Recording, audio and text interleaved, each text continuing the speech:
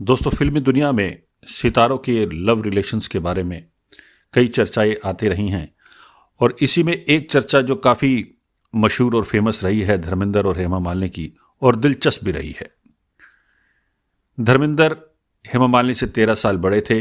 धर्मेंद्र पहले से ही शादीशुदा थे। जब धर्मेंद्र और हेमा प्यार में पड़े तो धर्मेंद्र उस वक्त 35 साल के थे और हेमा 22 साल की थी।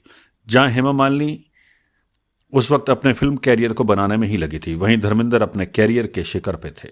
धर्मेंद्र एक ही नज़र में हेमा मालिनी को दिल दे बैठे थे। दोनों एक दूसरे के प्यार में पड़ गए। उन्हें यह मालूम नहीं था कि इस रिश्ते का कोई भविष्य है या नहीं, क्योंकि धर्मेंद्र मुंबई आने से पहले ही 19 साल की उम्र में प्रकाश कौर से शादी के बंधन में बन चुके थे। उस दौरान धर्मेंद्र ने फिल्मी दुनिया में कदम नहीं रखा था। उनके 4 बच्चे भी थे, जिनमें 2 लड़कियां और 2 लड़के सनी देओल और बॉबी देओल। माना जाता है कि हेमा मालिनी को फिल्म प्रतिज्ञा की शूटिंग के दौरान धर्मेंद्र से प्यार हुआ था।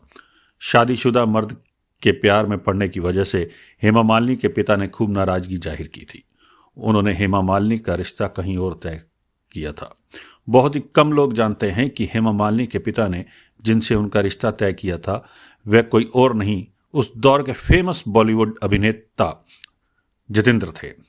परिवार वालों ने जितेंद्र से शादी करने के लिए हेमा मालिनी पर दबाव बनाया और ना चाहते हुए भी हेमा को शादी के लिए हाँ करनी पड़ी।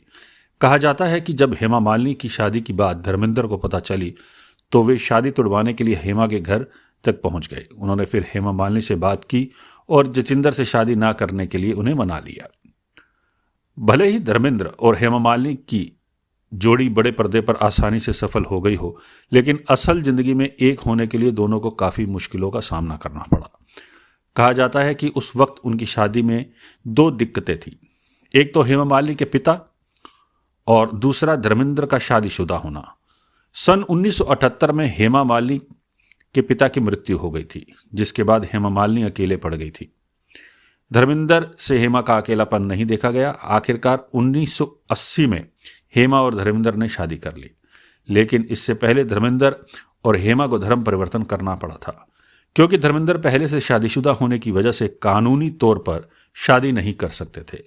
धर्म परिवर्तन कर धर्मेंद्र ने अपना नाम बदलकर दिलावर खान कर लिया था और हेमा मालिनी ने अपना नाम आयशा भी रखा था।